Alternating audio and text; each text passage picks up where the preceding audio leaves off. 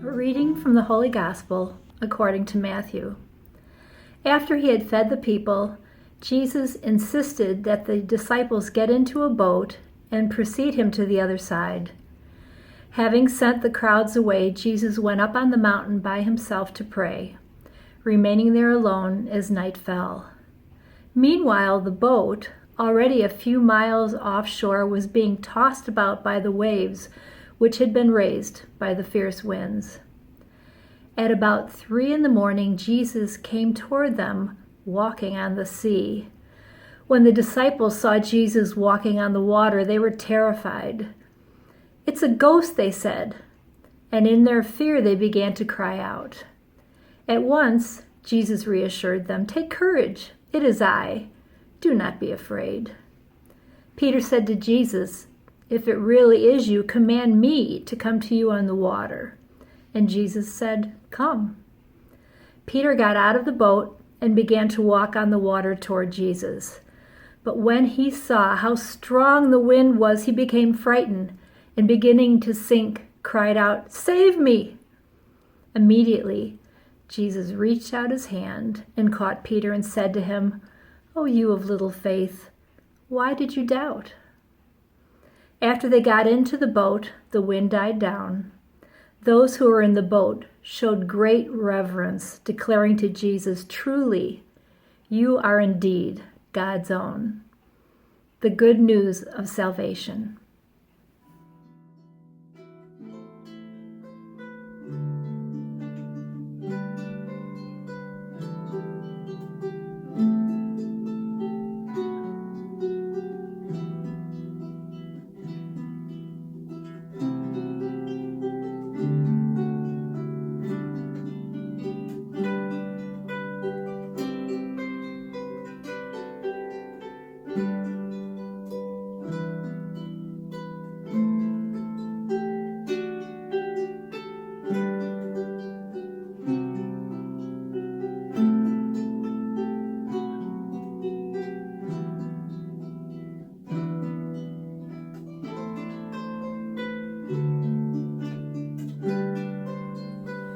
Today's readings speak to us powerfully in this moment.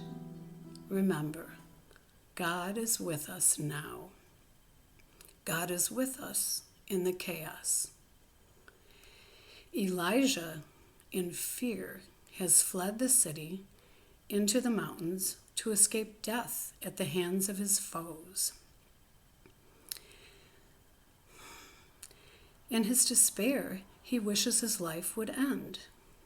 Then he hears God whispering. Paul anxiously prepares for his trip to Jerusalem, where he will face hostility from various groups of Christians and Jews, and possible encounters with the Roman authorities. He trusts in Christ and hopes for unity. The apostles, immediately after having participated in the miracle of the loaves and the fishes, are terrified, engulfed in one of Galilee's frequent storms. When Jesus calms the sea and walks across the water toward them, in their fear, they do not recognize him. When Jesus speaks, Peter hears him and is full of faith. He asks Jesus to command him to walk across the water toward him. Peter starts off well, but then he remembers he's a human being walking on water and starts to sink, crying out, "Lord, save me." He forgot Jesus was with him all along. Today, we too are fearful, confused, and struggling to hear God's voice. We are caught in the waves of the coronavirus, tossed in the storms of divisive politics, and caught in the tempest of uncivil civic discussion. We are overcome by the tornado of gun violence in our city and our country. We fear for our economic security. The outpouring of support for people whose lives and rights are in jeopardy heartens us, but the violence that accompanied some demonstrations frightened us. We are dismayed that the civil rights gains we thought had been made are unfulfilled promises. We forget God is with us in these storms.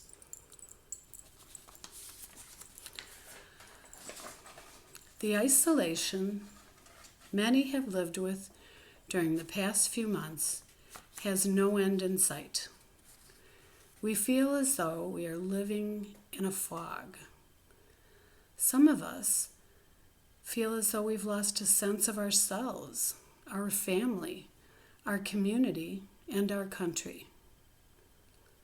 We feel confused. We forget God is with us in the chaos. Fear is paralyzing. Fear made Elijah unable to see God in the winds, the crushing rocks, the earthquake, and the fire. God was there. Elijah just couldn't see him. He forgot he was safe with God. That's what happens to us. Julian of Norwich said, "God is nearer to us than our own soul." We just forget that God is walking with us. When Elijah listened in silence, he could hear God's whisper. Today's cacophony of voices on the news, 24 hours a day, can be deafening. We need to remember to find a place to listen to God's whisper.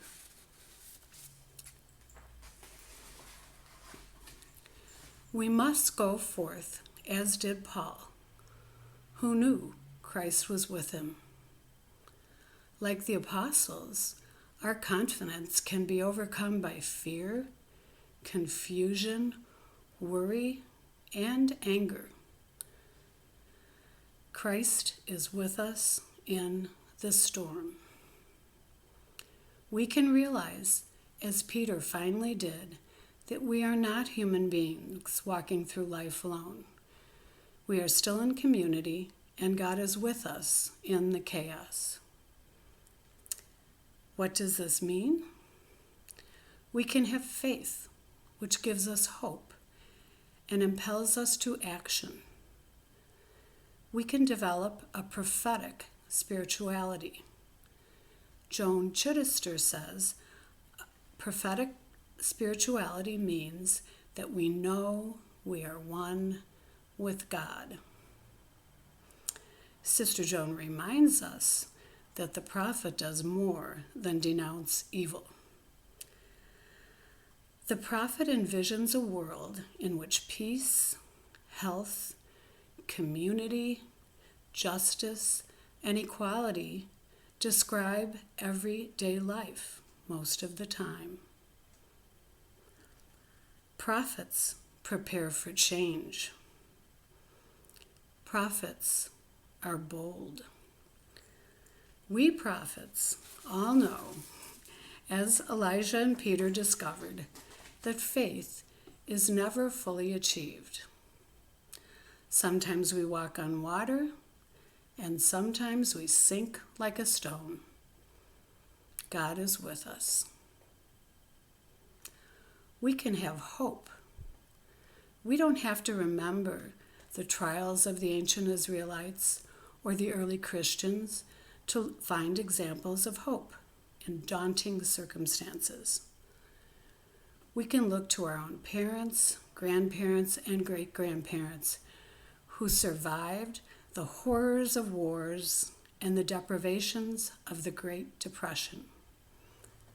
We can look to our own immigrant families, and we can look to our community members who have come from other countries to build new lives and to offer their tremendous gifts to us. They lead us in hope. What can we do as prophets? We can know God is with us. We can find human companionship. Write or call friends who need cheer and bring meals. We can march, vote, or advocate for justice. We can take breaks from the noise to find quiet, sew, work in our gardens, or bake bread. Like Tom Schmidt, we could preach. Like John Lewis, we can make good trouble. Most of all, we can live out the good news. We can remember all the times Christ told us not to be afraid. We can dwell in joy and gratitude. The Sufi poet Rumi said, "We live with a deep secret that sometimes we know, and then not, and then know it again." God is with us in the chaos.